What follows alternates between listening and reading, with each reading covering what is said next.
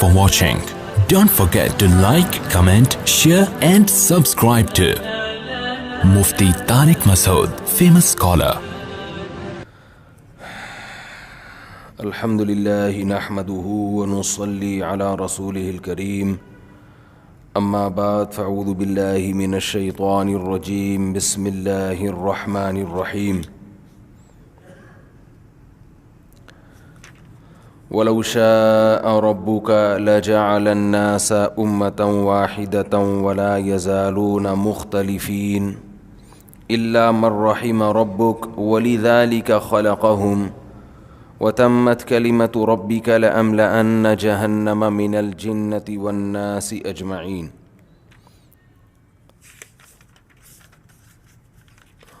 سورہ ہود کی آیت نمبر 119. میں نے سوچا تھا کہ قرآن مجید کھولوں گا، جو بھی آیت سامنے آ گئی اسی پہ درس دوں گا. تو یہ آیتیں سامنے آئی تو آج انشاءاللہ اسی پہ درس دیتے ہیں.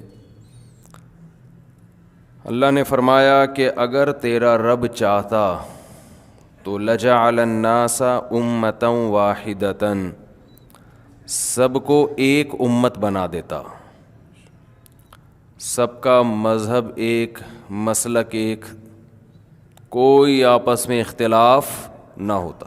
یعنی اللہ گن پوائنٹ پہ گویا سب کو ہدایت دے دیتا. اور دل تو اللہ کے ہاتھ میں ہے نا، تو گھما دیتا سب کو ہدایت کے لیے. سارے توحید پرست ہوتے، سارے 5 ٹائم کے نمازی، سارے تہجد گزار، تھوڑی دیر کے لیے فرض کر لیں، کیسا عجیب نظام ہوتا نا. سب نیک، اور کوئی مسلک بھی نہ ہوتا، یہ دیوبندی، یہ بریلوی، یہ اہل حدیث، یہ فلانا، سارے ایک ہی جو صحیح ہے وہی ہوتے سارے. تو سوچیں، اللہ نے فرمایا اگر میں چاہتا تو میں ایسا کر دیتا، لیکن ایسا ہوگا نہیں. یہ تو نہیں ہوگا. ایک تو ہے نا یہ تو ہوگا، ایک یہ بھی ہے کہ یہ تو نہیں ہوگا. وَلَا يَزَالُونَ مُخْتَلِفِينَ، یہ ہمیشہ اختلاف ہی کرتے رہیں گے. ہمیشہ ایسا ہی ہوتا رہے گا کہ لوگوں میں کیا رہے گا؟ اختلاف. تو اللہ فرما رہے ہیں، یہ نبی صلی اللہ علیہ وسلم کو اصل میں اس طرح کی آیات میں تسلی دی جاتی ہے کہ آپ صلی اللہ علیہ وسلم جب حق کی دعوت دیتے تو دعوت بھی جاندار، دلیل بھی جاندار، ماننے والے نہیں یعنی جو لوگ مانتے نہیں تھے، بحث، الٹے اعتراضات، بیکار دلائل. تو نبی صلی اللہ علیہ وسلم کا دل ان باتوں سے تنگ ہوتا تھا، اور آج بھی ایسا ہی ہے. جو حق کی بات کرتا ہے نا، اس کی مخالفت بھی اسی طرح سے ہوتی ہے. لوگ مانتے نہیں ہیں، لوگ چاہتے ہیں ہم سے ہمارے مزاج کے حساب سے بات کی جائے. تبھی میں جب بھی 4 پہ بات کرتا ہوں نا، لوگ بہت غصے آ جاتے ہیں، کیا 4 شادیاں لے کے بیٹھ جاتا ہے. وجہ اس کی ہے کہ نہ ہم نے کرنی ہے، نہ اپنے داماد کو کرنے دینی ہے، نہ اپنے بیٹے کو کرنے دینی ہے، نہ اپنی بیٹیوں پہ سوکن لانے دینی ہے، نہ خود اپنی زندگی کا مزہ خراب کر کے سوکن لانی ہے. اور اپنی خود بھی تو ٹینشن میں آتا ہے نا، 2 ہوں گی تو پاگل ہو جائے گا. تو اب وہ کہتے ہیں کیا مفتی صاحب ہر بیان میں مثالیں بھی یہی 4 شادیوں کی دیں گے. ٹاپک نہیں بھی ہوتا تو مثال ان کے پاس یہی ہوتی ہے. تو انسان کی نیچر ہے بھائی، جو میں کر سکتا ہوں، جو میرا مزاج ہے، اس کے حساب سے بات کرو. تو یہ انسانی نیچر ہے. جذباتی تقریروں میں لوگ متاثر ہوتے ہیں. مثال کے طور پر آپ کا ایک خاص قسم کا مزاج بن چکا ہے، نعرے والا، ایک دم رونے دھونے والا. جیسے محرم میں بعض لوگ اگر ان کو نہ رلایا جائے، کوئی خطیب آ کے ان کو نہ رلائے، تو بعض لوگوں میں، سب کی بات نہیں کر رہا، ان کا پھر یہ اصول ہوتا ہے کہ وہ پھر یہ تو خطیب ہی نہیں ہے، کیونکہ مزاج یہ بن چکا ہے کہ رونا ہے. سمجھ رہے ہیں بات کو؟ اب خطیب اگر نہیں رلائے گا تو بھائی تو معلوماتی پروگرام پیش کر کے چلا گیا, رونا تو آیا نہیں, تو وہ پھر اس خطیب کو لوگ نہیں پسند کرتے کہ بھائی مزہ تو آیا نہیں, کیونکہ وہ انہوں نے ایک فرض کر لیا, اپنا ایک مزاج بنا لیا ہے کہ محرم میں کیا کرنا ہے, رونا ہے. بعض لوگوں نے بنا لیا مزاج, چاہے وہ شیعہ میں ہو, چاہے وہ سنی میں ہو, چاہے وہ کسی بھی مسلک میں ہو, بھائی رونا دھونا ہے. تو اب وہ کوئی خطیب نہیں رلائے گا تو پبلک کو مزہ نہیں آئے گا. تو ہم میں سے ہر شخص نے پہلے ایک مزاج متعین کرتا ہے, اس کے بعد پھر جو قرآن کی آیت اس کی تائید میں ہو وہ تو پیش ہوگی. جو ہمارے کلچر کے, ہمارے مزاج کے اگینسٹ جو چیز آ رہی ہے اس کو ہم پسند نہیں کرتے. مثال کے طور پر رسول اللہ صلی اللہ علیہ وسلم نے جب دعوت کی کہ رشتہ داری جوڑو, اس پہ عرب نے آپ کی مخالفت نہیں کی ہے, کیونکہ عرب کا مزاج رشتہ داری جوڑنے والا ہی تھا. وہ فخر کرتے تھے شاعری میں.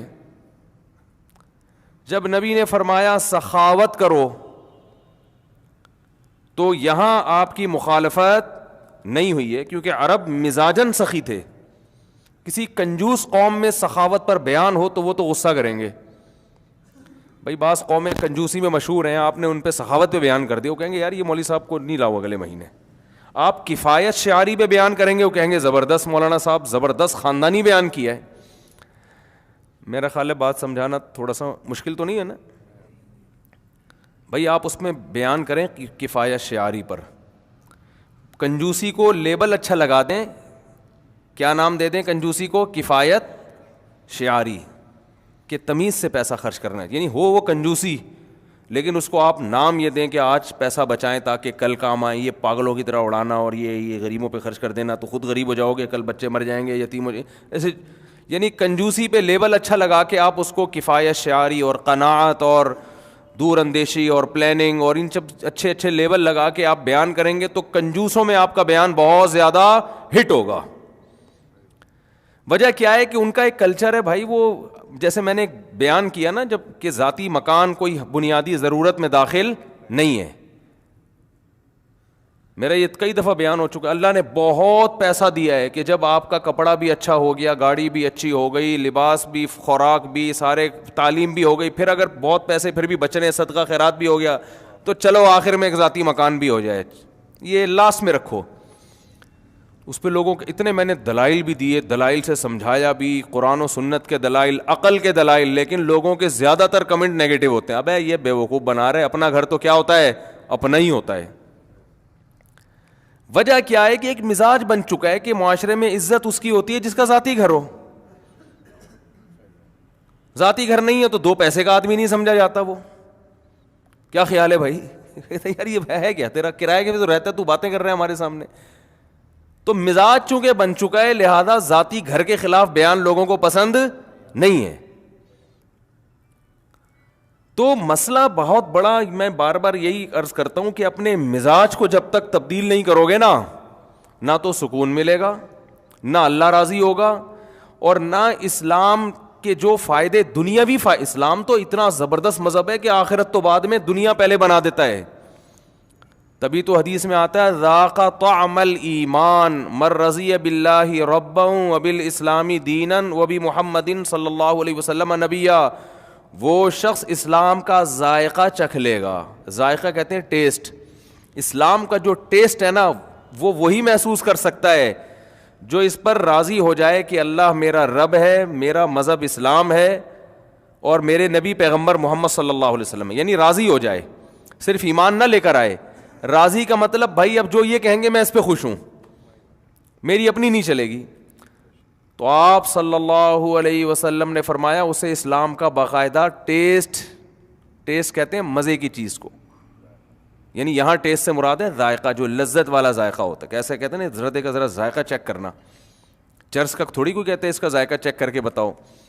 تو لذیذ چیز کے ذائقے کو یہاں طعام سے تعبیر کیا گیا ہے, جو کھانے کی چیز ہوتی ہے. تو آپ صلی اللہ علیہ وسلم نے فرمایا اسے باقاعدہ اسلام کا ذائقہ محسوس ہوگا, مزہ آئے گا, لذت آئے گی اس کو.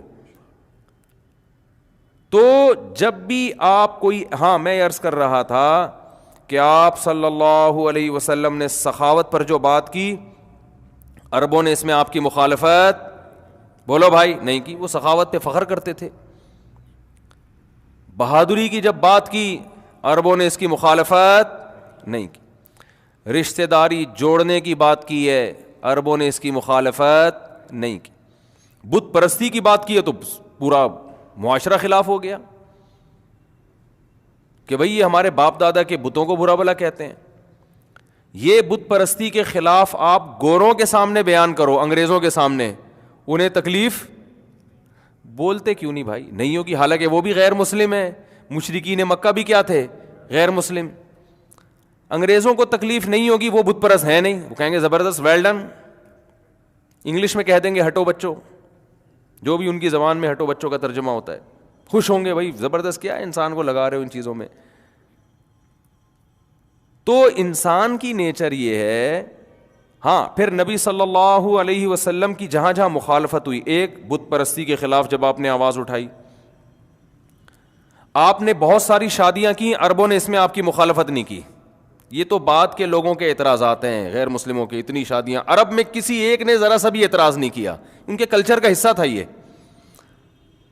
کیونکہ بہت سے جب صحابہ مسلمان ہوئے نا, بعض صحابہ, بہت سے تو نہیں, ان کی 10 بیویاں تھیں جو غیر مسلم تھے. 10 بیویاں تھیں, اسلام قبول کیا تو آپ نے حکم دیا 4 رکھو, باقی کو چھوڑو. اسلام میں 4 سے زیادہ کی اجازت نہیں ہے. تو جو 10 رکھنے کے عادی ہوں, بلکہ علامہ ابن حجر رحمہ اللہ نے لکھا ہے کہ عرب اس کو پسندیدہ سمجھتے تھے.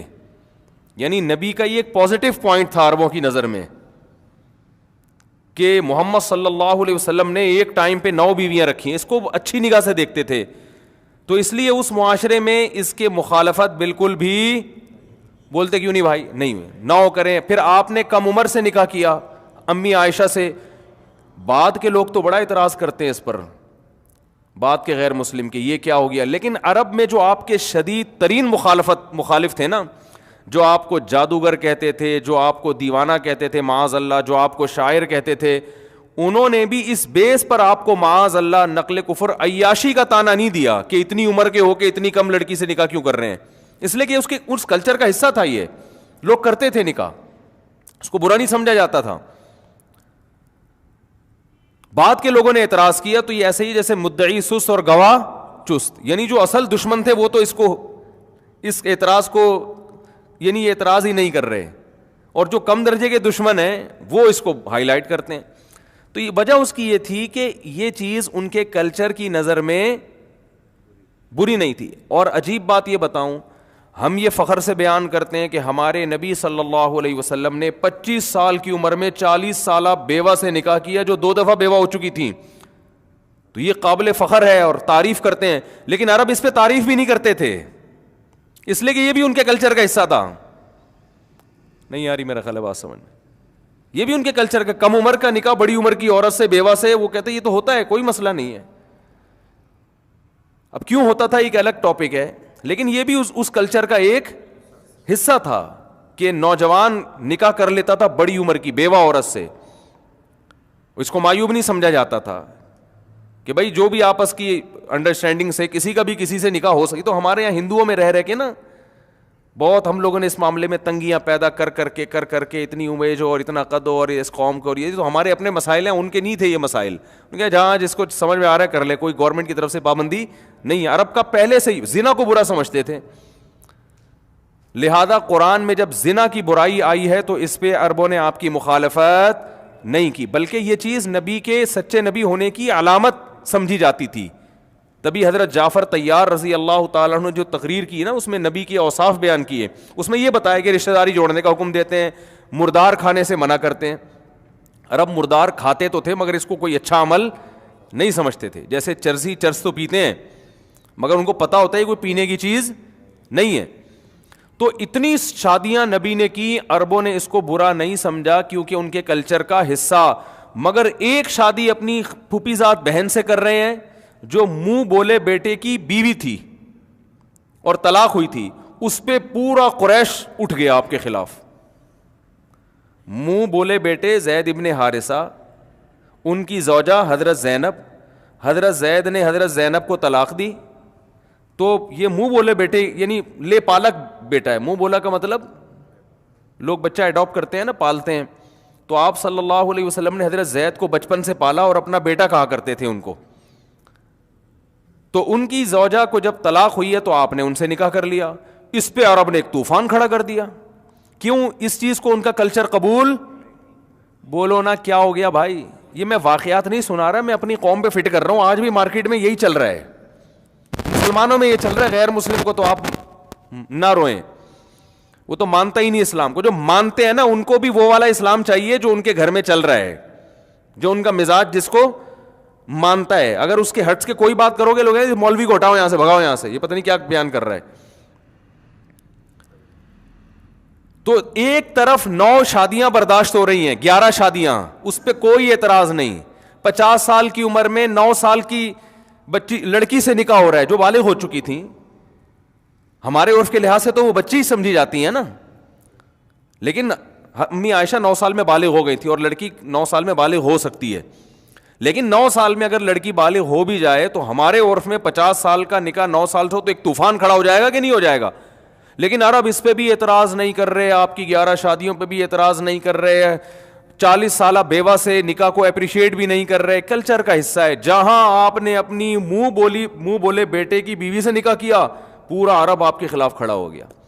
اتنے اعتراضات کہ یہ تو اپنی بہو سے شادی کر رہے ہیں.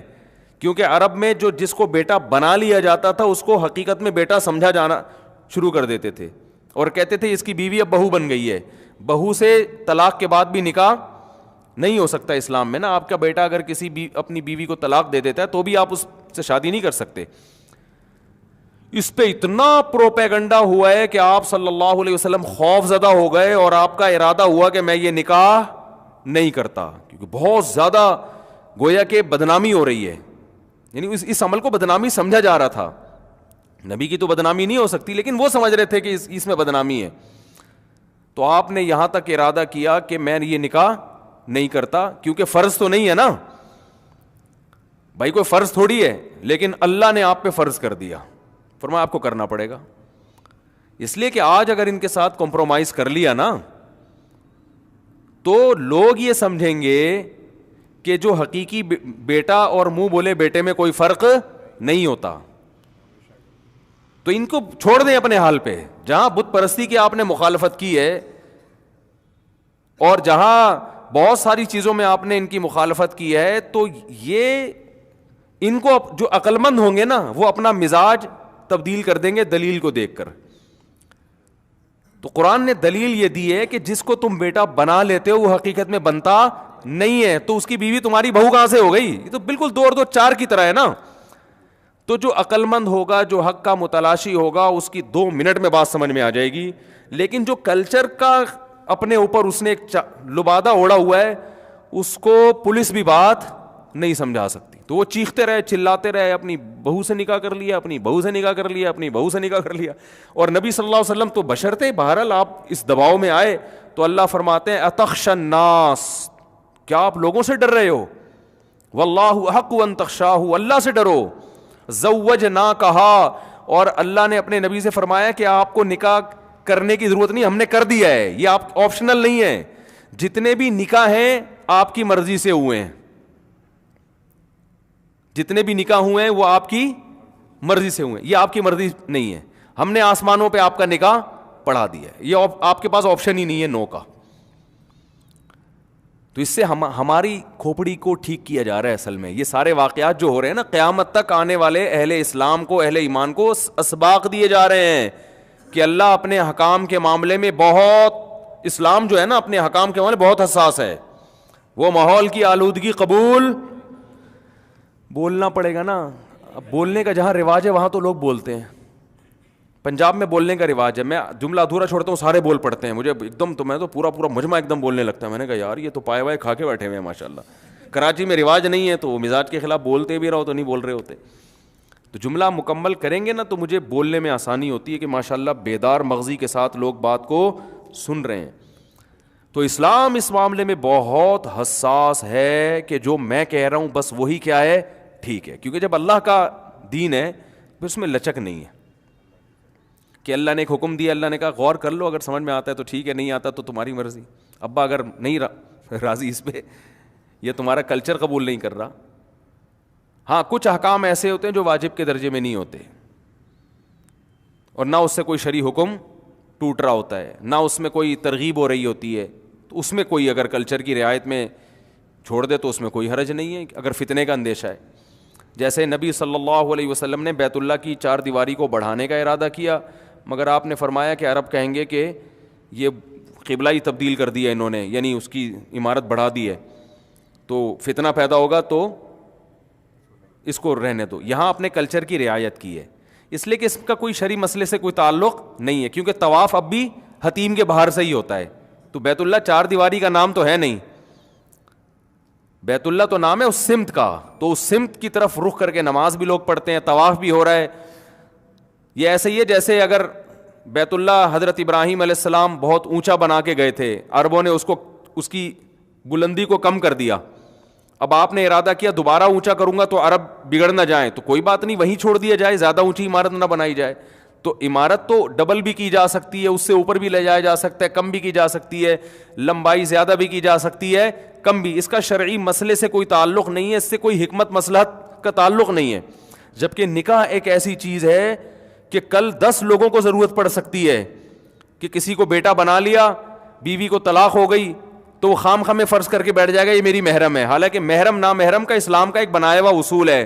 اسلام اس میں کلچر کی مداخلت پسند نہیں کرتا, ورنہ آج ہر آدمی نے انٹیوں کو اپنی بہن بنا کے دوستی لگائی ہوئی ہے.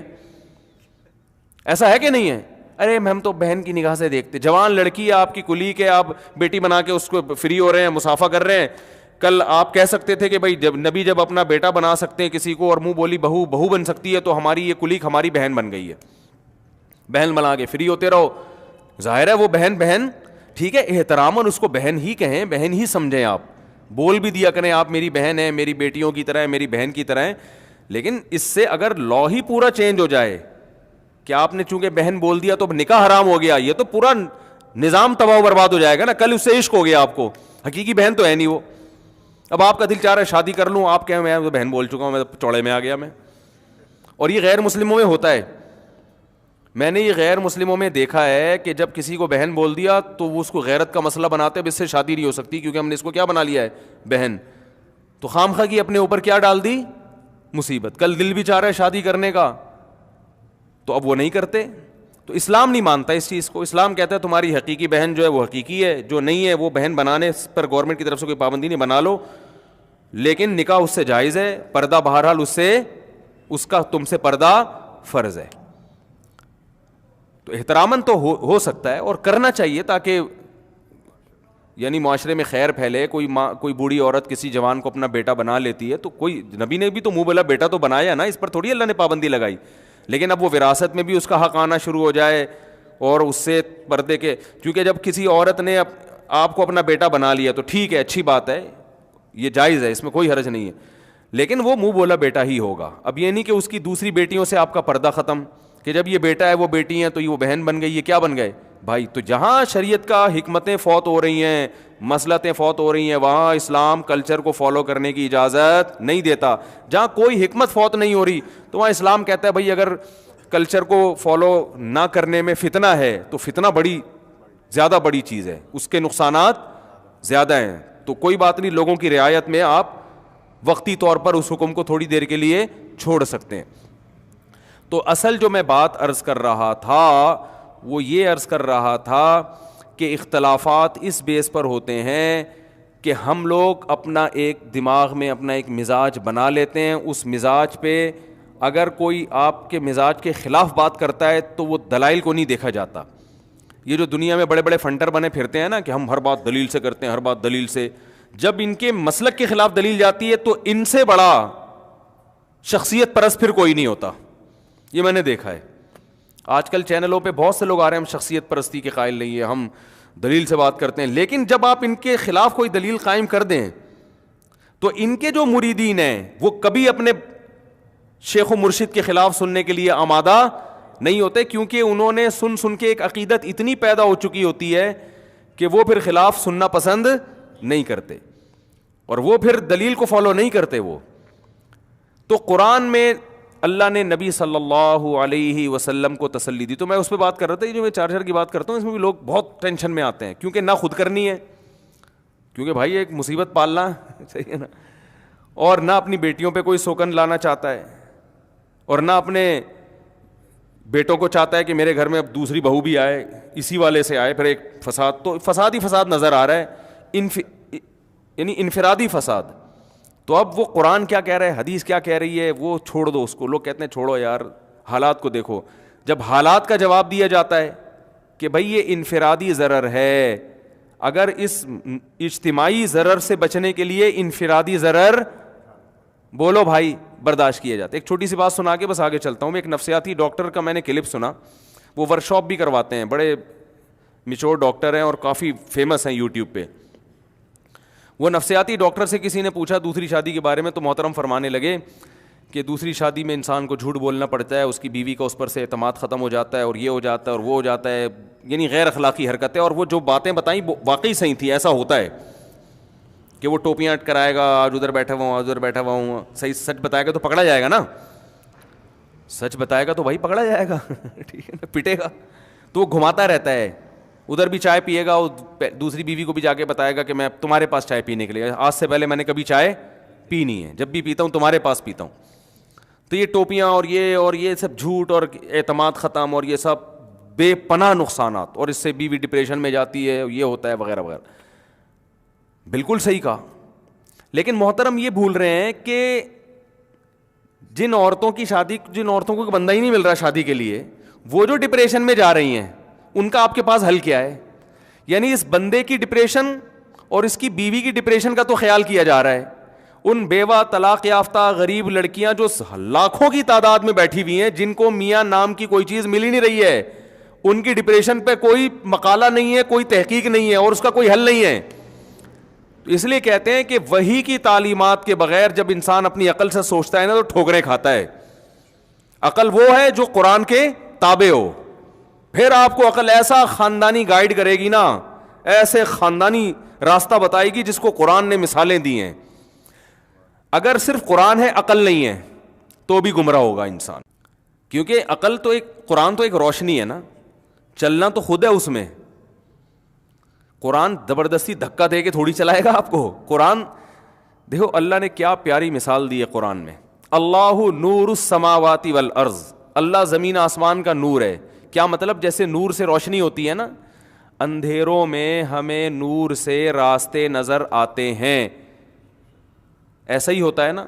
ارے آپ ایک جنگل میں کھڑے ہوئے ہیں, گھپ اندھیرا ہے, منزل ملے گی آپ کو؟ پتہ چلے گا کہاں کھائی ہے, کہاں پانی ہے, کہاں پل ہے, کہاں شیر ہے, کہاں چیتا ہے, کہاں راستہ ہے, کچھ بھی سمجھ نہیں آئے گا.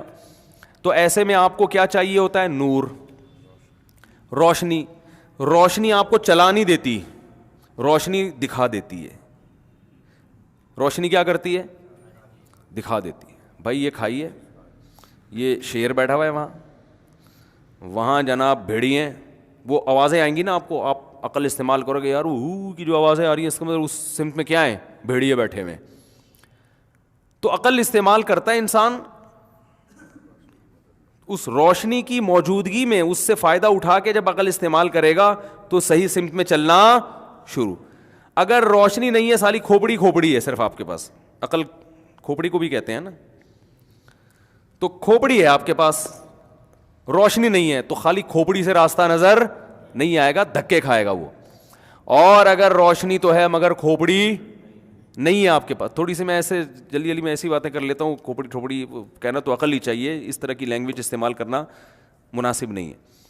تو اصل میں جو کچھ الفاظ ہماری زبانوں پہ چڑھ گئے ہیں نا, اب کسی کو لوگ بتاؤ آپ میں عقل نہیں ہے تو اس کی سمجھ میں بات نہیں آتی, آپ اسے بولا آپ کی کھوپڑی ہے ہی نہیں, ٹھیک ہے نا, وہ فوراً سمجھ جاتا ہے. تو یہ الفاظ میری زبان پہ لوگوں سے بات کر کے چڑھ گئے ہیں زبان پہ. تو اب مہذب لیکچر تو اس طرح نہیں ہوتے, وہ تو یہی ہوتے ہیں آپ کے عقل شریف, ٹھیک ہے نا, اور اس طرح کی چیزیں انگلش تھوڑا سا لگا کے وہ چلا دیتے ہیں بات کو. ہم بالکل دیسی زبان استعمال کرتے ہیں. تو روشنی ہے, کھوپڑی نہیں ہے تو بھی فائدہ نہیں ہے, اس لیے کہ روشنی میں آپ کو سب کچھ نظر آئے گا مگر آپ جج نہیں کر سکتے. جدھر شیروں کی آواز آ رہی ہے آپ اس طرف چلنا شروع ہو گئے. لوگ کہیں گے عقل استعمال کر, اللہ کے بندے ادھر سے دھاڑنے کی آواز آ رہی ہے, مرے گا وہاں پہ. آپ کہہ رہے ہو نہیں, چونکہ روشنی موجود ہے تو اب مجھے عقل استعمال کرنے کی ضرورت نہیں ہے. تو یہ بات درست ہوگی؟ اور اگر اندھیرے ہیں, خالی عقل سے ہی فیصلہ کر رہا ہے کہ راستہ کدھر ہے, بھائی راستہ تو آنکھ سے نظر آتا ہے اور آنکھ روشنی کے بغیر نہیں دیکھتی, اس کے بعد گیس کرنا پڑتا ہے کہ کون سا راستہ صحیح ہے کون سا غلط ہے. تو قرآن نے ایسی خاندانی مثال دی ہے, قرآن نے روشنی کی اہمیت کو بھی بیان کیا اور عقل کی اہمیت کو بھی. جو ملحد لوگ ہیں, مذہب کو اسلام کو نہیں مانتے, وہ عقل ہی کو ویلیو دیتے ہیں, روشنی کی ان کی نظر میں کوئی قدر نہیں ہے. اور جو مذہبی لوگ ہیں مگر صحیح مذہب کو فالو نہیں کرتے, وہ صرف روشنی کی بات کرتے, کھوپڑی استعمال نہیں کرتے وہ. تو قرآن نے بار بار کہا ان فی ذلک لآیات لأولی الالباب, اس میں عقل مندوں کے لیے نشانیاں ہیں. بتایا کہ عبرت حاصل ہوگی, صحیح راستہ نظر آئے گا صرف کن لوگوں کو, جو عقل استعمال کرتے ہیں. بغیر عقل کے راستہ نظر نہیں آئے گا.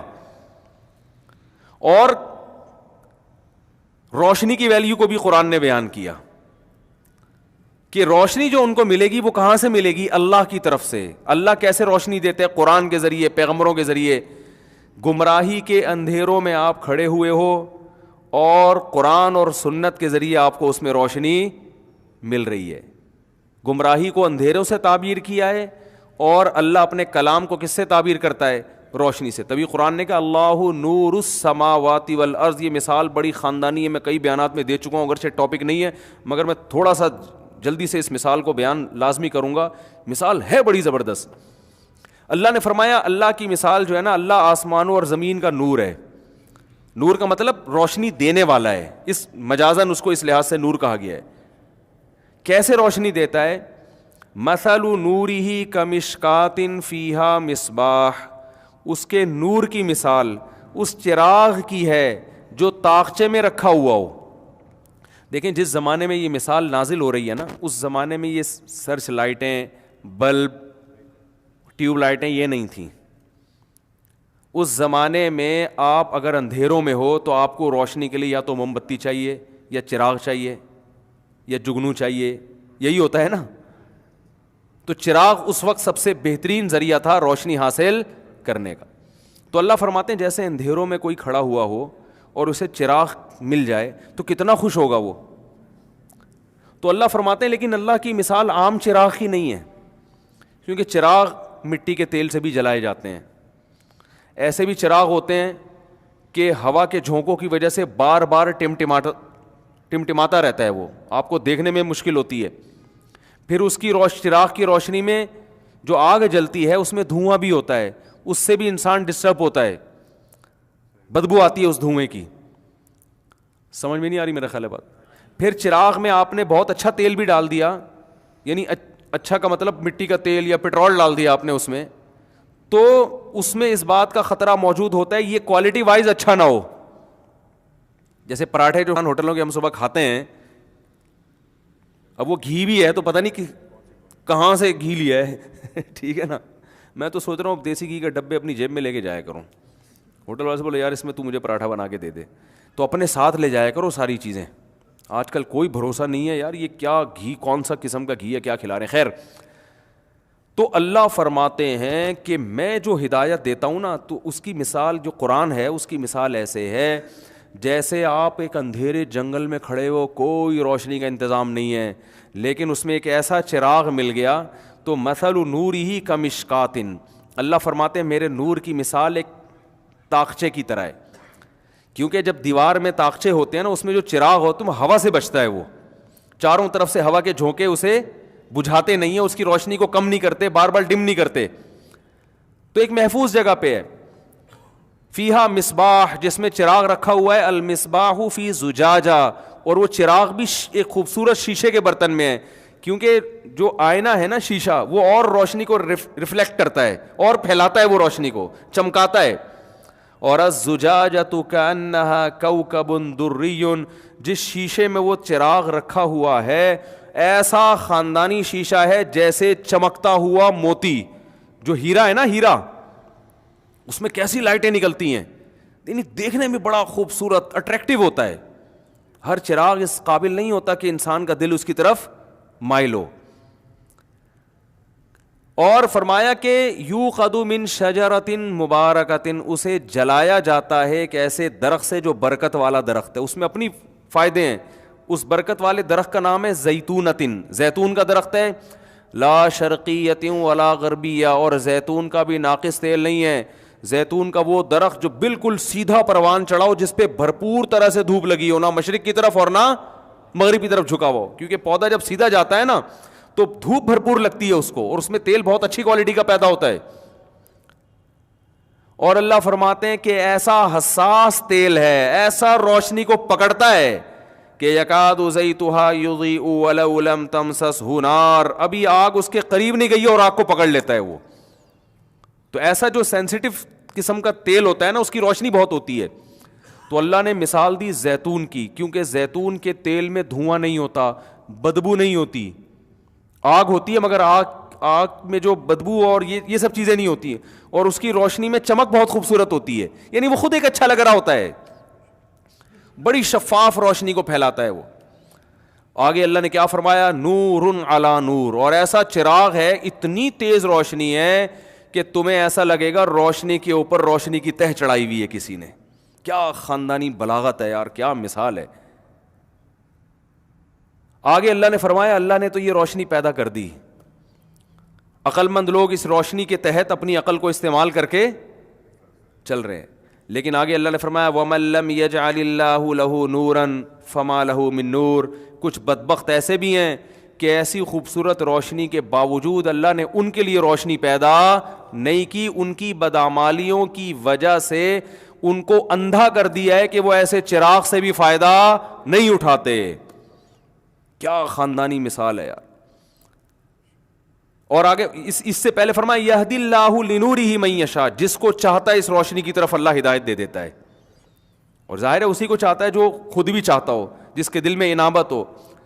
تو اللہ فرماتے ہیں کہ جس کے دل میں انابت ہوتی ہے, جس کے دل میں جو چاہتا ہے کہ مجھے روشنی ملے, تو اللہ اس کو ہدایت دے دیتا ہے اس روشنی کی طرف. اس کی مثال ایسے جیسے اندھیرے میں چند آدمی کھڑے ہوئے اور بھٹک رہے ہوں کہ یار قدم رکھنا کہاں ہے, آگے کھائی تو نہیں, آگے گیدڑ تو نہیں بیٹھا ہوا, آگے کوئی شکاری تو نہیں ہے, گولی تو نہیں مار دے گا, بھٹک رہے ہوں, کچھ نظر نہ آ رہا ہو. ان میں ایک ہو جو واقعی چاہتا ہو کہ مجھے روشنی مل جائے اور اس کی حقیقت میں جستجو شروع کر دے. وہ کہے یار راستہ چھوڑو, پہلے روشنی تلاش کرو. ارے یار کیا دوں, کیسے مثال سمجھاؤں, مثالوں پہ مثالیں آتی رہتی ہیں. دیکھو 10 آدمی ہیں جنگل میں, خواہش تو ہر ایک کی ہوگی کہ راستہ ملے. کیا خیال ہے, خواہش تو کہ بھائی بھٹکنے کو کون پسند کرتا ہے, لیکن ایک اس خواہش کو پورا کرنے کا پراپر طریقہ استعمال کر رہا ہے, اور ایک ادھر ادھر پاؤں اور ہاتھ مار رہا ہے اپنی عقل استعمال کر کے.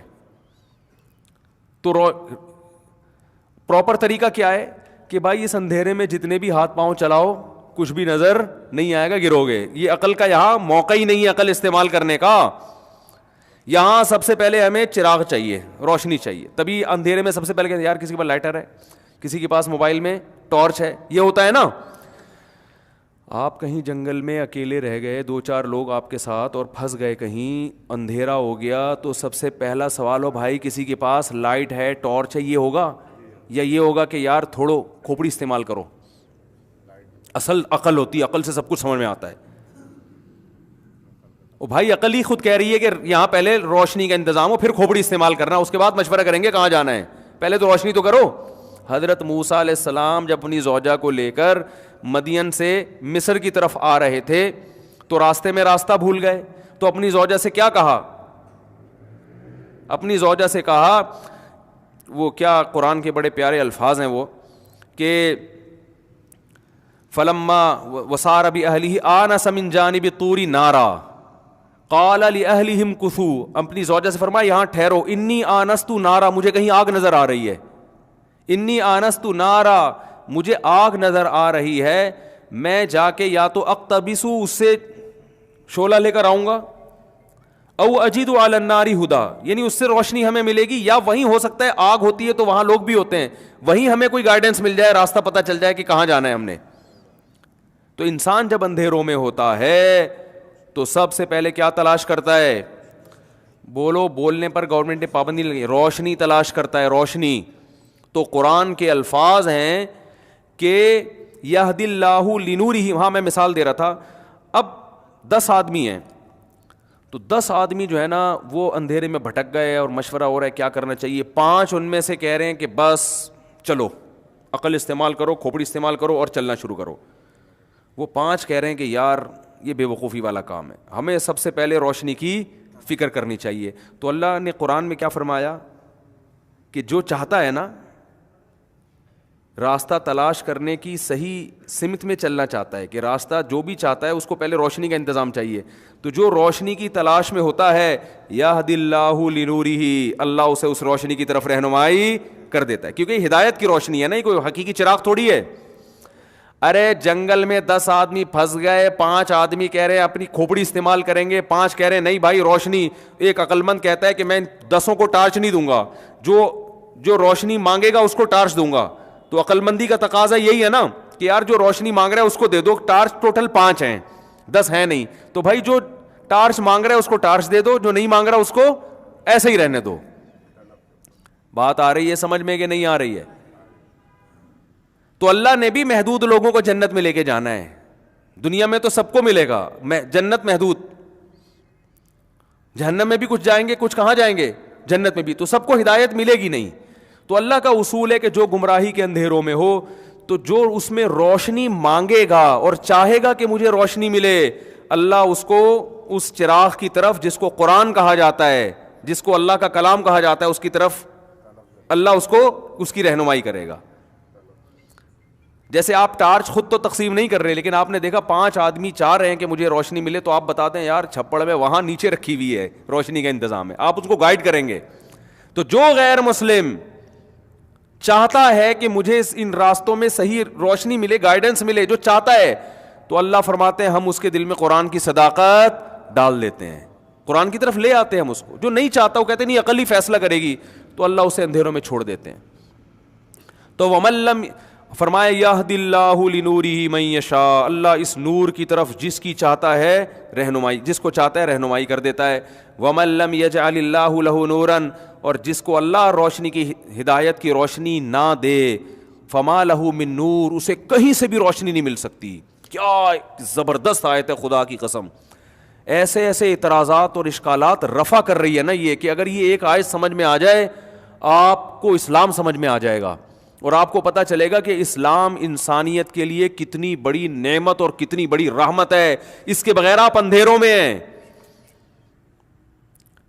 تو اللہ فرماتے ہیں وَمَن لَّمْ يَجْعَلِ اللَّهُ لَهُ نُورًا. مجھے بھی یہ آیتوں کا مطلب نا, اب جب میں ملحدین سے ملتا ہوں, ان کی تقریریں سنتا ہوں, لبرل لوگوں سے ملتا ہوں, میں اگر قسم اٹھا کے بولوں نا کہ ان کی تفسیروں کا مطلب مجھے اب سمجھ میں آیا ہے, جب پڑھا تھا اس وقت مجھے بھی سمجھ میں نہیں آیا تھا.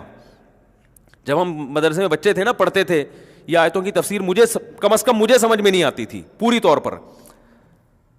وجہ اس کی ہے کہ بعض چیزیں سمجھنے کے لیے اسی ماحول میں جانا پڑتا ہے جس ماحول میں آیتیں نازل ہو رہی ہیں. اس ماحول میں جائیں گے تو ان کا مفہوم سمجھ میں آئے گا. اس ماحول سے ہٹ کے پڑھیں گے مدرسوں میں بیٹھ کے, وہ نہیں سمجھ میں آئے گی یہ کیا کہہ رہا ہے قرآن. ایسا لگے یار جس کو اللہ چاہتا ہے ہدایت دیتا ہے, جس کو اللہ چاہتا ہے نہیں دیتا.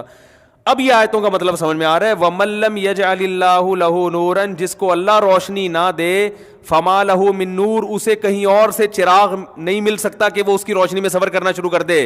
اس میں اقوام متحدہ پر بھی رد ہے, ٹھیک ہے نا. بعض لوگ سمجھتے ہیں یونائٹڈ نیشن ہمیں صحیح گائیڈ کرے گی, انسان کو انسانیت کا راستہ یونائٹڈ نیشن دکھائے گی. بعض کہتے ہیں امریکہ والے دکھائیں گے, بعض کہتے ہیں جاپان کے سائنسدان ایک نمبر ہوتے ہیں, ان سے پوچھو لائف کیسے گزارنی ہے. بعض کہتے ہیں یار برٹش نے بڑی ترقی کی ہے, برطانیہ نے, گوروں سے پوچھو لائف کیسے گزارنی ہے, صحیح کیا ہے غلط کیا ہے. اللہ فرماتے ہیں یہ ہدایت کا راستہ صرف اللہ کے ہاتھ میں ہے. جس کو اللہ نے گائیڈ نہ کیا ہو اس کے پاس من نور کے اندر تنوین بھی تاکید کے لیے, اس کا مطلب ذرا بھی روشنی نہیں ہے اس کے پاس, اور من بھی تاکید کے لیے, اس کا مطلب چراغ تو دور کی بات ہے, ایک جو چھوٹی سی روشنی جگنو کی روشنی ہوتی ہے نا وہ بھی ان کے پاس نہیں ہے, اور تم ان سے پورے سرچنگ لائٹیں مانگ رہے ہو ان سے. صحیح ہے نا, تم ان سے وہ لائٹیں مانگ رہے ہو جو اسٹیڈیم میں لگی ہوتی ہیں رات کے وقت. تم یہ توقع کر کے بیٹھے ہو ہم ان کو فالو کریں گے, ان کے پاس صحیح ہدایت کا راستہ ہے, یہ ہمیں بتائیں گے کہ صحیح کیا ہے اور غلط کیا ہے. تو تم ان سے اتنی توقعات لگا رہے ہو. اللہ فرماتے ہیں ان کے پاس تو ماچس کی تیلی نہیں ہے, اندھیرے میں جلا کے تمہیں دکھا دیں ہے کیا یہ. کاش یہ باتیں سمجھ میں آ جائیں. ان کے پاس جو ہے وہ دنیا ہے. وہ موبائل اچھا بنا لیتے ہیں, لاؤڈ اسپیکر اچھا بنا لیتے ہیں, اور چاند پہ چلے جاتے ہیں, خلائی سیارے. انسان کو انسان بنانے کا راستہ ان کے پاس نہیں ہے. اگر کچھ ہے وہ بھی تم سے لیا انہوں نے, وہ بھی پیغمبروں کی تعلیمات ہیں ان کے پاس, جو پرانی تعلیمات مسخ ہو کے کچھ اس کے آثار باقی بچے ہوئے ہیں. میں سمجھا پا رہا ہوں اپنی بات کہ نہیں سمجھ میں آ رہی؟ تو اللہ فرماتے ہیں وَمَن لَّمْ يَجْعَلِ اللَّهُ لَهُ نُورًا, جس کے لیے اللہ روشنی پیدا نہ کرے, فَمَا لَهُ النور ہوتا تو اس کا مطلب ہوتا اس کے لیے روشنی نہیں ہے. فَمَا لَهُ نُورٌ ہوتا اس کا مطلب اس کے لیے سرے سے کوئی روشنی ہے ہی نہیں. فَمَا لَهُ مِن نُورٍ کا مطلب ہے سرے سے کوئی روشنی کا تصور ہی ممکن نہیں ہے. اتنی سی بھی روشنی نہیں ہے جو جگنو کے پاس ہوتی ہے. تھوڑا بہت راستہ جگنو بھی دکھا دیتا ہے, ماچس کی تیلی جلا کے بھی تھوڑا سا سمجھ میں آ جاتا ہے یار ادھر ٹرن کرنا ہے, ادھر ٹرن نہیں کرنا. اللہ فرماتے ہیں ان کے پاس یہ بھی نہیں ہے. اور ہم امیدیں لگا کے بیٹھے ہیں کہ گورا ہمیں بتائے گا کہ شادی ہم نے کس عمر میں کرنی ہے, بچے کتنے پیدا کرنے ہیں, اور زندگی کا مقصد کیا ہے, اور ہومو سیکس کو جیسے انہوں نے حلال کر دیا, لوگ اس پہ بھی انہی کے حوالے دیتے ہیں نا کہ اس میں برائی کیا ہے, اور خاندانی نظام کی ایسی کی, بولو بھائی, ایسی کی تیسی کر دی. بس جو چند چیزیں اخلاقیات ان کے ہاں ہیں اسی کو سب کچھ سمجھا جاتا ہے, اس لیے کہ وہ سمجھتے ہیں تھینک یو سے بات کرنے کو وہ اچھا سمجھتے ہیں. تو ہم کہتے ہیں یار تھینک یو سے بات کرنا بہت ثواب ہے, کیونکہ گورا تھینک یو سے بات شروع کرتا ہے, تھینک یو پہ ختم کرتا ہے. تو ٹھیک ہے, یہ اچھی بات ہے, مسکرا کے بات کرنی چاہیے. تھینک یو وینک یو شروع میں جتنے مرضی لگائیں, ہر تھینک یو پہ 10 نیکیاں ملیں گی آپ کو انشاءاللہ. نبی نے فرمایا کسی سے مسکرا کے بات کرنا کیا ہے, صدقہ ہے. تو مسکرانے میں تھینک یو بھی داخل ہے نا. مسکرانے کا مقصد تو تھینک یو کہنے سے حاصل ہو جاتا ہے, کائنڈلی کہنے سے حاصل ہو جاتا ہے. کائنڈلی آپ ذرا یہاں بیٹھ جائیں, ہمارے یہاں کا دھکا دے گا وہ ادھر, تیرے کو پتہ نہیں کس کی جگہ ہے یہ, وہ آئے گا تھوڑا کائنڈلی آپ. یہ تو اچھے اخلاق پر تو یہ تو قرآن بھی اپریشیٹ کرتا ہے اس کو. تو ہدایت میں تو سب سے پہلے یہ ہے کہ آپ نے جانا کہاں ہے. جب آپ جنگل میں کھڑے ہوتے ہو نا تو آپ کو روشنی چاہیے ہوتی ہے, اس لیے نہیں کہ یہ بتائے کہ آپ نے جانا کہاں ہے, یہ تو پہلے سے پتا ہوتا ہے جانا کہاں ہے. روشنی آپ کو راستہ دکھا دے گی کہ آپ نے جہاں جانا ہے اس کے لیے آپ کو اس سمت میں چلنا پڑے گا. لیکن جس کو جنگل میں یہی نہ پتا ہوگا جانا کہاں ہے, وہ کتنے اندھیروں میں ہوگا.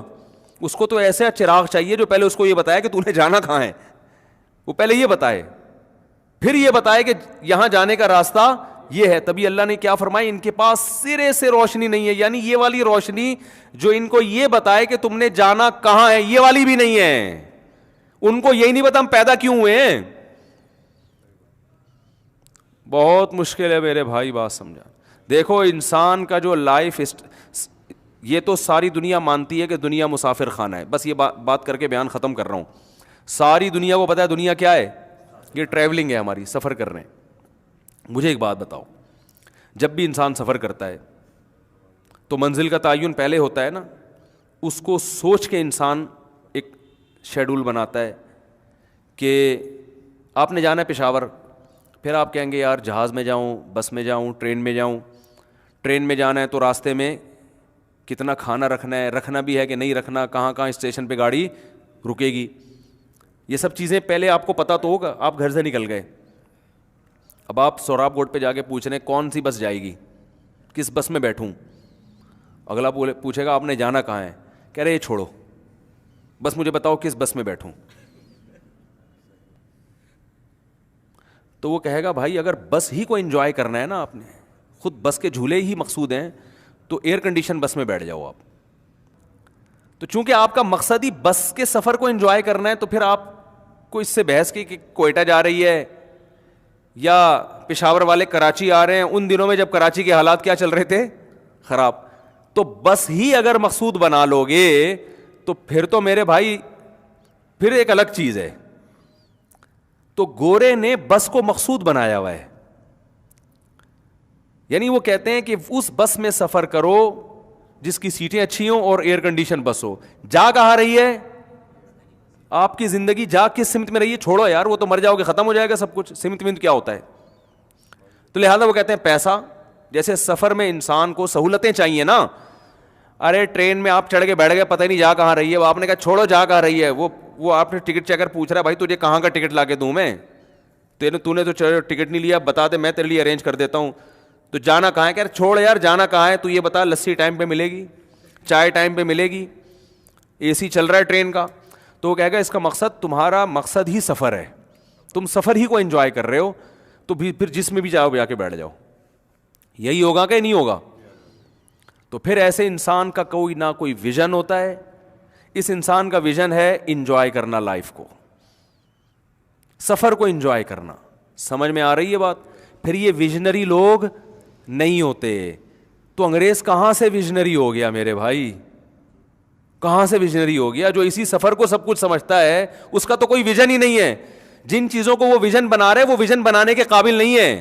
سفر کبھی بھی خود مقصود نہیں ہوتا. اگر سفر میں آپ چیزوں کو مقصود بنا لو تو آپ سے بڑا بے وقوف دنیا میں کوئی نہیں ہے.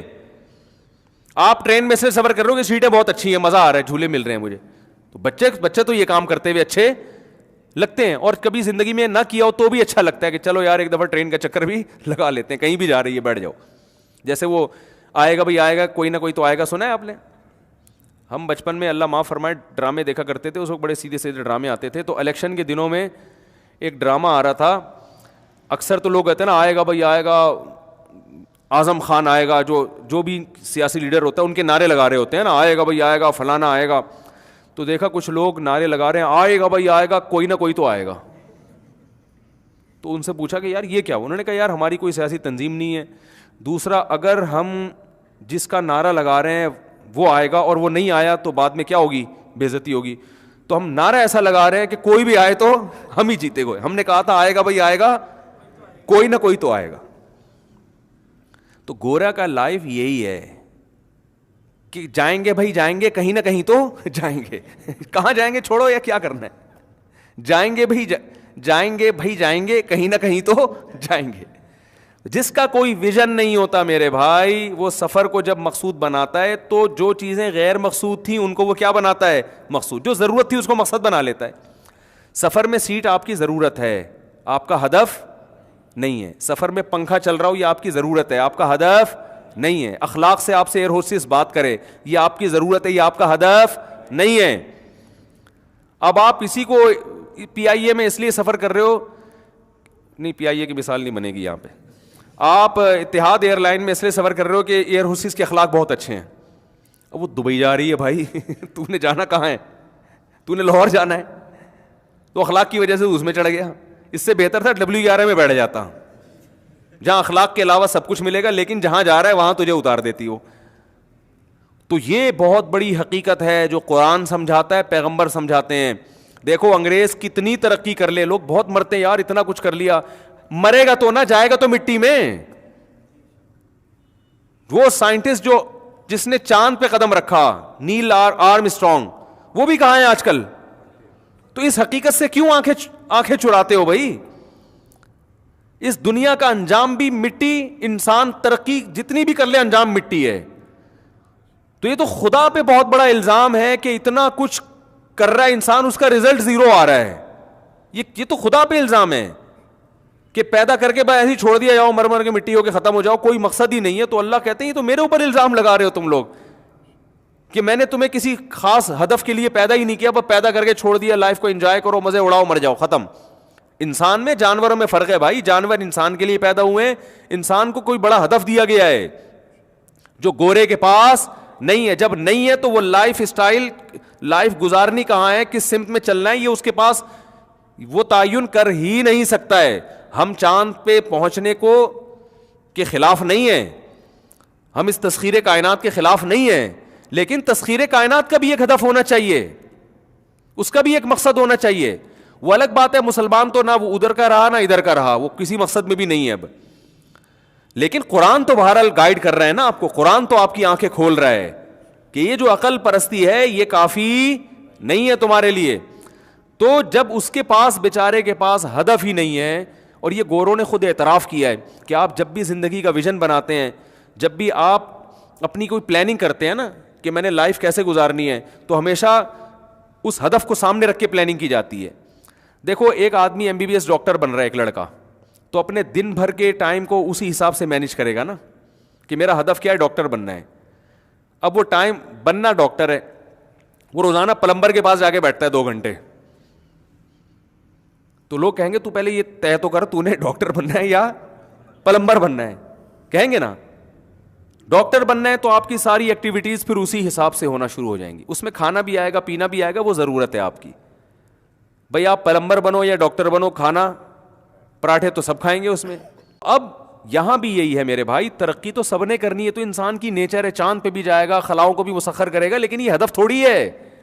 خلائیں بھی مسخر ہوں گی, میڈیکل سائنس میں بھی ترقی کرے گا, یہ سب ہماری ضرورت ہے بھائی. دنیا میں رہنا ہے تو دنیا تو مادی اسباب کے بغیر چلتی نہیں ہے. یہ تو ہے کہ جب آپ ڈاکٹر بھی بننا چاہتے ہو تو بھوک کے ٹائم پہ کھانا تو آپ کو بھی کھانا پڑے گا. یہ تو بنیادی مادی ضرورتیں ہیں, یہ ہر ایک کو پوری کرنی ہے. تو اس میں جب کھانا پڑے گا تو اس کے لوازمات میں سے ہے کہ بھئی کھیتی باڑی بھی کرنی پڑے گی. جب کھیتی باڑی کرنی پڑے گی تو ایگریکلچر جو ہماری یونیورسٹیاں ہیں ان کو بھی بنانا پڑے گا تاکہ کم محنت میں زیادہ سے زیادہ گندم اگایا جا سکے. پھر جناب یہ ان شعبوں میں بھی آگے جانا پڑے گا. تو یہ سارے اس کے لوازمات ہیں, مگر ان میں سے کوئی بھی ہمارا ہدف اور مقصد بولو نا نہیں ہے. یہ ساری ضرورتیں ہیں اور انگریز ان ضرورتوں کو علی وجہ الکمال پورا کر رہا ہے, لیکن اس کے پاس ایک بہت بڑی گمراہی کہ اس کو یہ پتہ ہی نہیں ہے کہ میں دنیا میں آیا کیوں, اللہ نے خود انسان کو بنایا کیوں ہے. اس کے ان کے پاس جواب نہیں ہے, ادھر ادھر کی فالتو قسم کی باتیں ہیں, وہ کہیں ویسے ہی بنا دیا, اتفاق سے بن گئے. تو اتفاق سے تو نہیں ہو سکتا, یہ تو بے وقوفوں والی بات ہے. اتفاق سے 2 اینٹیں اوپر نیچے نہیں رکھی جا سکتی کروڑوں سال میں. آنکھ, کان, ناک, دل, دماغ, جگر, گردے, پھیپھڑے, کلیجی سب اپنی جگہ جا کے ڈاروین کے نظریے کے مطابق اتفاق سے بن کے پھیپھڑے بن کے انسان بن کے وجود میں آ گیا. یہ دنیا کا پاگل سے پاگل انسان بھی ایسی بات نہیں کر سکتا. آپ کو پھر اتنے بڑے سائنسدان کیوں کر رہے ہیں؟ خدا کو ڈکشنری سے نکالنے کے لیے کرنی پڑ رہی ہے ان کو یہ بات, کیونکہ خدا کو لائیں گے تو مذہب آئے گا, مذہب آئے گا تو پھر اسلام آئے گا, اسلام آئے گا تو مولوی آئیں گے. انگریز کہے گا, آئنسٹائن کہے گا یار مولانا لوگوں کی بات میں سنوں ہے بھائی, کیونکہ جب ایک چیز لاؤ گے نا تو پھر باقی چیزیں بھی خود بخود. جو سائنسدان خدا کا انکار کرتے ہیں وہ اس لیے کرتے ہیں کہ خدا کو مانو گے تو پھر سوال ہوگا خدا نے انسان کو بنایا ہے تو جو چیز خود سے بنتی ہے اس کا ویژن نہیں ہوتا, بنائی جاتی ہے اس کا مقصد ہوتا ہے. تو وہ مقصد کیا ہے؟ تو وہ مقصد تو خدا ہی بتائے گا, خدا کے علاوہ کوئی نہیں بتائے گا. تو خدا کی پھر آسمانی کتابیں ہیں, تو آسمانی کتاب قرآن کے علاوہ کوئی بھی محفوظ نہیں ہے. گھوم پھر کر پھر اسلام اور قرآن کے علاوہ کوئی آپشن بچتا ہی نہیں ہے خدا تک پہنچنے کا آپ کے پاس. اس ساری ٹینشن سے بچنے کے لیے انہوں نے کہا خدا کو ڈکشنری سے نکالو. تو پھر اس سے بڑی مصیبت کہ یہ بن کیسے گیا؟ تو بھائی اتفاق سے بنا ہے, کروڑوں اربوں سال میں بنا ہے.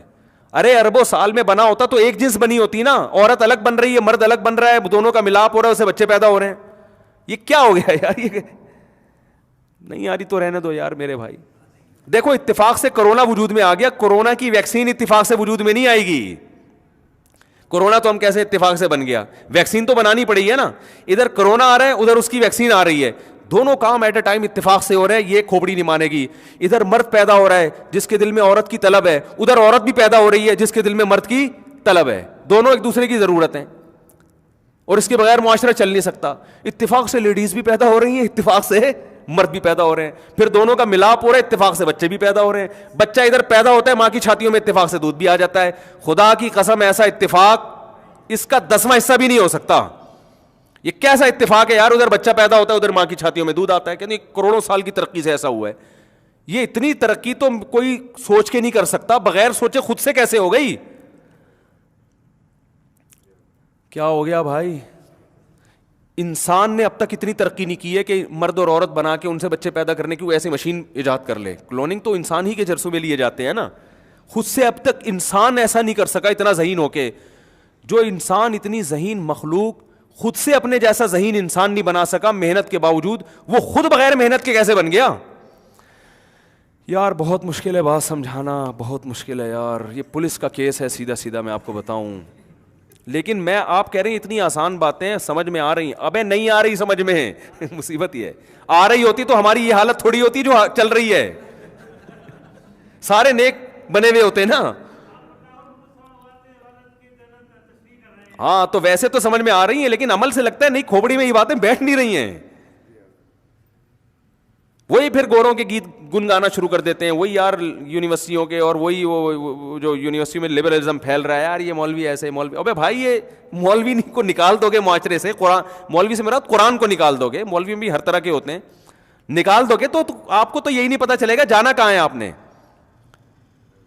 تو اتنی ذہین مخلوق خود کسی ایسی مخلوق کو اب تک پیدا نہیں کر سکی اتنی ترقی کے باوجود, اور خود بخود بن گئی. واڑے واہ. جیسے ایک روبوٹ آپ نے دیکھا, آپ کسی بندے کے پاس گئے, بہت ذہین ہے, بڑا سائنسدان ہے, اور بڑا اس کے چرچے ہیں, نوبل انعام ملا ہے اس کو, ایسا سائنٹسٹ, اتنا بڑا سائنسدان. آپ نے اس سے کہا کہ آپ بہت بڑے فنٹر ہیں اور جاپان آپ کو مانتا ہے, وہ جو فلاں سائنسدان نے ایک روبوٹ بنایا ہے نا, آپ بھی اس جیسا روبوٹ بنا لو. وہ کہے گا بھائی لاکھوں لوگ مل کے بھی یہ کام نہیں کر سکتے, لاکھوں سائنسدان مل کے بھی. آپ اسے کہو گے یار کیوں ٹوپی کرا رہے ہو, ہے بھائی وہ بھی انگلش میں ٹوپی کرا رہے ہو مجھے تم, آپ اتنے بڑے سائنٹسٹ ہو, آپ سے جو چھوٹے درجے کا ہے اس نے روبوٹ بنا لیا, تو آپ کیوں نہیں بنا سکتے, آپ تو اس فیلڈ کے اس سے بھی بڑے ماسٹر ہو. کہے گا نہیں کسی نے نہیں بنایا, وہ تو خود سے بنا ہے.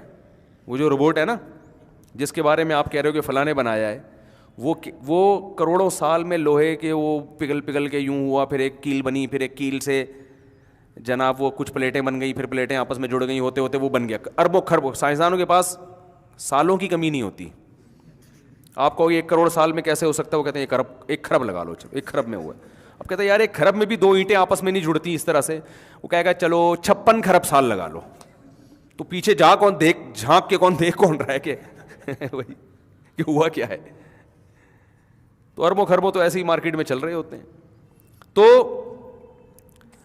آپ نے کیا کہا, وہ جب یہ دلیل دے گا کہ اپنی جھیپ مٹانے کے لیے کہ میں تو نہیں بنا سکتا, تو اگلا کہے گا کہ یار آپ سے کم درجے کا سائنسدان نے تو بنا لیا وہ, اور آپ تو اتنے انعام یافتہ ہو, آپ نہیں بنا رہے. وہ کہے وہ جھوٹ بول رہا ہے, وہ اس نے نہیں بنایا, وہ کروڑوں اربوں سال میں خود بنائے. تو یہ ایسا ہی ہے جیسے ایک جھوٹ چھپانے کے لیے 100 جھوٹ بولنے پڑتے ہیں.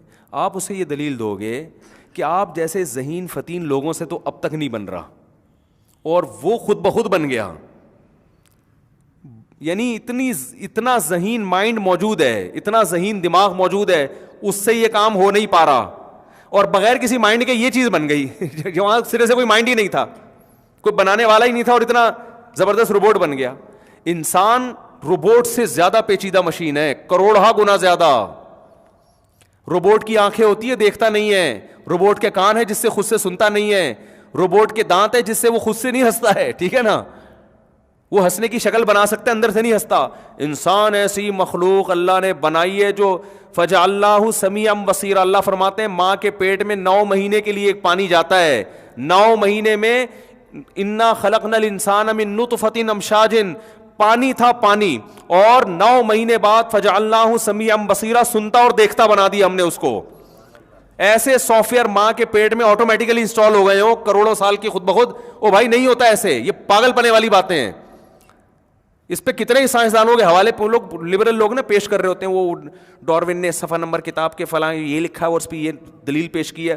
بھائی جان یہ دلیلیں ساری بکریوں کو کھلا دو, جس کے دماغ میں تھوڑی سی بھی کھوپڑی ہوگی وہ ان دلائل سے متاثر نہیں ہوگا. وہ کہے گا پاگلوں والی باتیں ہیں, تو خود بن گیا اور اتنا ذہین بن گیا, اتنا ذہین بن گیا کہ تو ایسی چیزیں نہیں بنا پا رہا ہے, اور خود سے تو بغیر کسی مائنڈ کے بن گیا. یعنی اتنے ذہین مائنڈ ہوتے ہوئے اس کا 10واں حصہ بھی نہیں بن پا رہا ہے, اور جو اتنا ذہین مائنڈ ہے وہ بغیر کسی مائنڈ کے خود ہی بن گیا. تو اس پہ سائنسدان مائنڈ کرتے ہیں, پھر ایسی باتوں پہ وہ کیا کرتے ہیں, مائنڈ کرتے ہیں. تو وہ لوگ کہتے ہیں آپ سائنسدانوں کی توہین کر رہے ہیں, آپ خدا کی توہین کر رہے ہو. جو اس کے وجود کی سب سے بڑی دلیل تھی آپ نے اسی کا انکار کر دیا. تو یاد رکھو سائنس کے ہم منکر نہیں ہیں, سائنس کی ایک ریسرچ ہوتی ہے, ایک تھیوریز ہوتی ہیں. ریسرچ کو ہم مانتے ہیں, تھیوریز اگر وہ قرآن و سنت کے خلاف ہوں گی وہ ہم نہیں مانیں گے, کیونکہ اللہ کی بات پہلے ہے. دیکھو یہ جو ڈاروین یا اس ٹائپ کی بہت سی چیزیں سائنسدانوں کے نظریات ہوتے ہیں, وہ ریسرچ سے ثابت نہیں ہوتے. کوئی سائنسدان یہ دعویٰ نہیں کرتا کہ انسان کا خود سے وجود میں آنا یہ باقاعدہ تحقیق سے ثابت ہو گیا ہے. کوئی سائنٹسٹ یہ دعویٰ نہیں کہتے ہیں اگر خدا کو نہ مانا جائے تو پھر ممکن ہے ایسے ہو گیا ہو. لیکن ہمارے ہاں جو لبرل لوگ ہیں نا وہ کہہ رہے ہیں سائنس نے یہ ثابت کر دی ہے کہ ایسے ہی ہوا ہے. یہ سائنس یہ ثابت کر ہی نہیں سکتی ہے. ایک ہوتی ہے سائنس, ایک ہوتی ہے سائنسدان. دونوں میں کیا ہوتا ہے, یہ بہت ٹیکنیکل فرق ہے, اس کو سمجھو. ایک ہوتی ہے میڈیکل سائنس, ایک ہوتا ہے ڈاکٹر. آپ ڈاکٹر سے پوچھو اس بیماری کا کیا علاج ہے, وہ بتا دے گا کہ یہ علاج ہے. لیکن ممکن ہے میڈیکل سائنس یہ نہیں کہتی. میڈیکل سائنس جو کہے گی نا وہ اوتھینٹک ہوگا. ڈاکٹر جو کہے گا, اگر میڈیکل سائنس اس کی تائید کر رہی ہے پھر تو ٹھیک ہے, لیکن اگر نہیں کر رہی تو اس کا مطلب ڈاکٹر کی یہ ذاتی رائے ہے. نہیں آ رہی بات سمجھ میں؟ بھائی ڈاکٹر صاحب بھی پھینکو دنیا میں ہوتے ہیں نا, بڑے بڑے پھینکو ڈاکٹر پڑے ہوئے یار. تبھی آپ ڈاکٹر سے پوچھتے ہیں ڈاکٹر صاحب میڈیکل سائنس بھی یہ کہتی ہے یا آپ کا اپنا خیال ہے؟ وہ کہے گا بھائی میرا اپنا تجربہ ہے, اپنا خیال ہے. تو ٹھیک ہے, صحیح بھی ہو سکتا ہے اور غلط بھی. میڈیکل سائنس اگر کہے گی وہ پروف کے بعد ہوگا. میڈیکل سائنس کا حصہ وہ جب بنے گی جب وہ ڈاکٹر اس کو تجربوں کے مراحل سے گزار چکے ہیں. مثال کے طور پر کرونا ہی کی مثال لے لو, یہ پلا دو, یہ والا قہوہ پلا دو, یہ پلا دو. تجربے ہیں بھائی, صحیح بھی ہو سکتے ہیں غلط بھی. بعض لوگ قہوہ پی کے مر گئے لیکن صحیح بھی ہو گئے. لیکن میڈیکل سائنس جو کہے گی وہ ویکسین ہے, جو پروو ہوگا کہ بھائی یہ اگر لگائی جائے نا کسی کے تو 95% چانس ہے کہ اب اس کو کرونا نہیں ہوگا. اس کو آپ چیلنج نہیں کر سکتے, وہ پروف, وہ ثابت ہو چکا ہوگا. ہوا ہے نہیں ہوا مجھے نہیں پتا, لیکن ایک مثال دے رہا ہوں میڈیکل سائنس کا فرق اور ڈاکٹر کا فرق سمجھانے کے لیے. تو یاد رکھو, ایک بات سائنس کہتی ہے, ایک بات سائنسدان. سائنس یہ نہیں کہتی کہ انسان خود سے وجود میں آیا ہے, یہ دماغ, یہ سائنسدان خود مانتے ہیں کہ سائنس نہیں کہتی. بہت سے سائنسدان یہ کہتے ہیں کہ وجود میں آیا ہے, ان کی اپنی رائے ہے, کیونکہ خدا کا انکار کرنا ہے تو فرض کرنا ہے کہ کیسے آیا, تو اس کے لیے انہوں نے یہ ایک فلسفہ گڑھا ہے. تو سائنس یہ ثابت نہیں کرتی, اور ہماری یونیورسٹی کے طلباء میں اتنا شعور نہیں ہے کہ وہ سائنس اور سائنسدان میں فرق نہیں کر پاتے. سمجھتے ہو گے نہیں سمجھتے ہو؟ تو یہاں بھی یہ بات خوب یاد رکھو کہ آپ کے پاس خدا کو مانے بغیر کوئی چارہ نہیں ہے. خدا کو مانو گے تو پھر یہ کیسے ممکن ہے بیکار پیدا کر دیا بھائی, یہ کیسے ممکن ہے؟ ایسے ہی پیدا کر دیا گورے کو نائٹ کلب میں ناچنے کے لیے, آپ کو لڑکیوں سے دوستی لگانے کے لیے, اس کو جوا کھیلنے کے لیے, اور لائف کو انجوائے کرنے کے لیے پیدا کیا ہے. اللہ فرماتے ہیں ذالک ظن الذین کفروا, یہ میرے بارے میں ان لوگوں کا خیال ہے جو مجھے نہیں مانتے. ایسا نہیں ممکن ہے. تو آپ کے پاس کوئی آپشن نہیں ہے.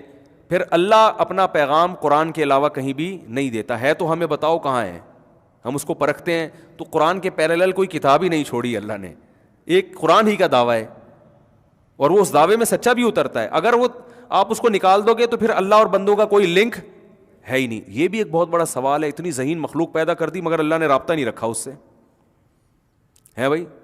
اللہ کا اس سے کوئی رابطہ سرے سے ہے ہی نہیں.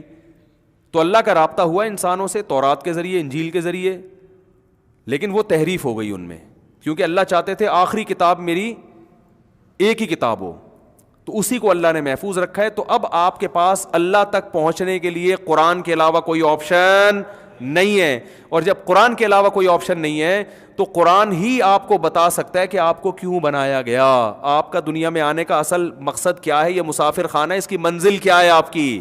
قرآن کے علاوہ آپ کو کوئی گائیڈ نہیں کر سکتا.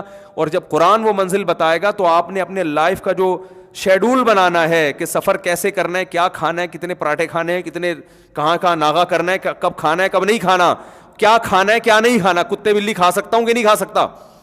گورا یہ دیکھتا ہے پروٹین ہے کہ نہیں ہے, کیونکہ اس نے سفر کو مقصود بنا لیا. تو وہ کہتے ہیں کوئی بھی چیز جس میں پروٹین ہے کھا سکتے ہو اگر آپ کو گھن نہیں آ رہی. چائنا والے کہتے ہیں گھن ون کیا ہوتا ہے, یہ گھن ون بھی خود نکال لیا, 2-3 دفعہ کھاؤ گھن آنا ختم ہو جائے گی. تو انہوں نے, انگریز کم از کم اہل کتاب ہے تو کتے بلی نہیں کھاتے. چائنا والوں نے کہا تم بے وقوف ہو یار, جب حلال و حرام کا کانسیپٹ ہی نہیں ہے تو پھر کتے بھی کھاؤ, کیا خیال ہے. تو وہ انگریزوں کا مذاق اڑاتے ہیں چائنا والے. ہم انگریزوں کا مذاق اڑاتے ہیں, یہ سور بھی کھا لیتے ہیں, مردار بھی کھا لیتے ہیں, وہ چی کتنے گندے ہیں. تو انگریز چائنا والوں کا مذاق اڑاتا ہے, تم کتے بلی بھی کھا جاتے ہو. لیکن چائنا والے ہم دونوں کا مذاق اڑاتے ہیں کہ یار جب مقصد خوراک ہے تو اگر کتے میں پروٹین ہے تو گائے کو کاٹنا اور کتے کا کاٹنا کیا ہے, برابر ہے. گائے کو کاٹ کے کھا جاؤ یا کتے کو کاٹ, نہ تو گائے کے کوئی جرائم ہے جن کی وجہ سے گائے کو کاٹ کے کھایا جاتا ہے, نہ کتے کا کوئی جرم ہے. تو یہ تو انسانی خوراک ہے, تو پھر کتے اور گائے میں کوئی فرق بولو نا نہیں ہے. ایک صاحب نے مجھ سے پوچھا نا حاملہ گائے کی قربانی میں نے کہا جائز ہے. اس نے کہا اس معصوم گائے کے بچے کا کیا قصور ہے؟ میں نے کہا اس کی ماں نے کون سے کوئی بھاگ کے شادی کی ہے جو اس کو کاٹ کے کھا رہے ہو؟ یہ بھی تو بے گناہ ہے. تو جس گائے کو کاٹنا جائز ہے اس کے بچے کو بھی کاٹ کے کھا سکتے ہو آپ. وہ معصوم تو دونوں ہی معصوم ہے بھائی. سمجھ میں آ رہی ہے بات؟ وہ لوگ کہتے نہیں معصوم بچہ ہے، ہائے ہائے بیچارہ. ہاں یہ نہ کرو کہ گائے کا بچہ کاٹ لو اور پھر گائے کو نہ کاٹو، یہ پھر گائے کو تکلیف ہوتی ہے. تو معصوم جانور کو بلا وجہ ایسی تکلیف دینا جس میں اذیت بہت ہو اور آپ کا فائدہ بہت کم ہے. آپ کو تھوڑا سا گوشت مل جائے گا لیکن اس بیچاری بھینس کی، تبھی علماء نے منع کیا، اس کو ناجائز قرار دیا ہے کہ جس گائے یا بھینس کا چھوٹا بچہ ہو نا، تو علماء نے اس کی اجازت نہیں دی ہے کہ آپ اس کے بچے کو ماں سے جدا کر دیں بیچنے میں بھی، کیونکہ بہت زیادہ تکلیف ہوتی ہے جانور کو اس میں، اور اس میں آپ کا کوئی بڑا فائدہ بھی نہیں ہے. تو اس لیے دونوں کو کاٹو یا دونوں کو چھوڑ دو. سمجھ رہے ہیں کہ نہیں سمجھ رہے ہیں؟ خیر، تو چائنا والے ان کا مذاق اڑا رہے ہیں، ان کا مذاق اڑا رہے ہیں. قرآن فیصلہ کرے گا بھائی. اچھا ہندو تینوں کا مذاق اڑاتے ہیں. ہندو کہتے ہیں اس جانور نے کچھ ظلم کیا نہیں ہے تو کاٹ کے کیوں کھا رہے ہو؟ جتنا تمہیں زندہ رہنے کا حق ہے انہیں بھی اتنا زندہ رہنے کا حق ہے، لہٰذا سبزیاں کھاؤ. وہ یہی کہتے ہیں ویجیٹیرین بنو، ان کی اپنی دلیل ہے. قرآن فیصلہ کرتا ہے. قرآن کہتے ہیں نہ تو ساری چیزیں کھانے کی ہیں، کتے بلی بھی کھا جاؤ، صرف پروٹین ہی دنیا میں نہیں ہوتے. یہ دیکھو کھانے کی، انسانوں کے کھانے کی چیز بھی ہے کہ نہیں ہے. حلال چیزیں، پاکیزہ، جن جانوروں کا گوشت پاک ہے وہ تو اللہ ہی جانتا ہے نا پاکیزہ جانور کون سے ہوتے ہیں. اور اتنے نیک بننے کی بھی ضرورت نہیں ہے کہ جانور کھانا ہی نہیں ہے. یہ تو تمہارے لیے اللہ نے پیدا کیے ہیں، یہ تو مسخر کیے اللہ نے تمہارے لیے. تو خیر یہ الگ ٹاپک ہے. تو خلاصہ جلدی سے ختم کرتا ہوں میں کہ اللہ نے قرآن میں بتایا کہ روشنی صرف اور صرف کہاں سے ملے گی؟ یہاں سے ملے گی. مادی ترقی آپ گوروں سے لے سکتے ہیں، جو آپ کیوں پیدا ہوئے یہ صرف آپ کو کون بتائے گا؟ قرآن. اور اس کے حساب سے زندگی کیسے گزارنی ہے یہ صرف آپ کو کون بتائے گا؟ قرآن بتانا ہے. تو میں یہ عرض کر رہا تھا جب قرآن بتاتا ہے نا ہمیں، تو پھر غیر مسلم تو ویسے ہی نہیں مانتا. مسلم اس حد تک مانتا ہے جس حد تک اس کا مزاج افورڈ کر سکے. اگر کلچر سے میچ کر رہا ہے تو قرآن کو فالو کرنا ہے. کلچر اجازت نہیں دے رہا تو پھر اپنی عقل استعمال کرنا شروع کر دیتے ہیں. تو اس لیے اللہ نے فرمایا وَلَا يَزَالُونَ مُخْتَلِفِينَ. اے نبی آپ کا کام دعوت دینا، اپنی بات پہنچا دینا ہے. سب لوگ آپ کی بات نہیں مانیں گے، کوئی کلچر کے پیچھے چلیں گے. غیر مسلم کافر جو ہندو گھرانے میں پیدا ہوا وہ کہے گا میرے ابا اماں ہندو تھے تو میں ہندو ہی مذہب میں رہوں گا. جو عیسائی تھے اکثر وہ یہ کہتے ہیں ہم تو عیسائی رہیں گے. اور جو مسلمانوں میں اسلام پہ تو پیدا ہو گئے مگر ان کے معاشرے میں جہیز ہے، بارات کے کھانے ہیں، اور یہ برائیاں چل رہی ہیں، اور بہت ساری اخلاقی برائیاں وہ چل رہی ہیں. داڑھی کٹانے کا رواج ہو گیا ہمارے معاشرے میں، کلچر کا حصہ بن گیا ہے، تو وہ کلچر ہی کو فالو کرتے رہیں گے. تو اللہ نے فرمایا آپ اس کی پرواہ نہ کریں. وَلِذَٰلِكَ خَلَقَهُمْ. اللہ نے اسی لیے پیدا کیا ہے. آزمائش اسی میں ہے. سارے آ جائیں گے پھر تو آزمائش نہیں ہے نا. امتحان میں سارے تھوڑی پاس ہوتے ہیں. اگر سارے پاس ہو جائیں اس کی علامت ہے پرچہ ہی تھکا ہوا تھا. وہ پرچہ کیا تھا؟ بیکار بنایا ہے. وہ ایسا پرچہ ہے بس وہ آپ کی تفریح بھی ہو جائے گی. جیسے گورنمنٹ اسکولوں میں جو پرچے بنتے ہیں نا، پرچہ بنا، پہلا سوال یہ تھا بچوں بتاؤ محمود غزنوی نے ہندوستان پر کتنے حملے کیے؟ پہلا سوال. دوسرا سوال محمود غزنوی نے ہندوستان پر 17 کیا کیے؟ پہلا سوال ہے محمود غزنوی نے ہندوستان پر کتنے حملے کیے. دوسرا سوال ہے محمود غزنوی نے ہندوستان پر 17 کیا کیے. تیسرا سوال ہے محمود غزنوی نے کس ملک پہ 17 حملے کیے. چوتھا سوال ہے کس نے ہندوستان پہ 17 حملے کیے. اب اس پرچے میں کوئی فیل ہوگا؟ اور 4 سوال میں سے ایک لازمی ہے ٹھیک ہے، باقی سارے کیا ہے؟ کوئی فیل ہوگا؟ سارے پاس ہو جائیں گے. تو یہ اس کی علامت ہے پرچہ بنانے والے نے سوچ سمجھ کے نہیں بنا. یا تو کرپشن کی ہے اس نے، وہ چاہ رہا تھا میں نے پڑھایا بڑھایا تو ہے نہیں، سبھی کو پاس کرنا ہے تو یہ بنا دو. تو پرچے میں ہی دھاندلی کی ہے اس نے، بنایا ہی نہیں ڈھنگ کا. اور اگر سارے فیل ہو جائیں تو یہ اس کی علامت ہوگی کہ پرچہ بنانے والا بڑا ظالم ہے. اتنا مشکل بنا دیا کہ وہ لوگوں کی، یعنی جو اسٹوڈنٹس کا جو ایک لیول ایک ایوریج ہے اس سے اوپر کی چیز بنا دی اس نے. یہ ایک بہت ذہین آدمی بھی وہاں تک نہیں پہنچ پا رہا.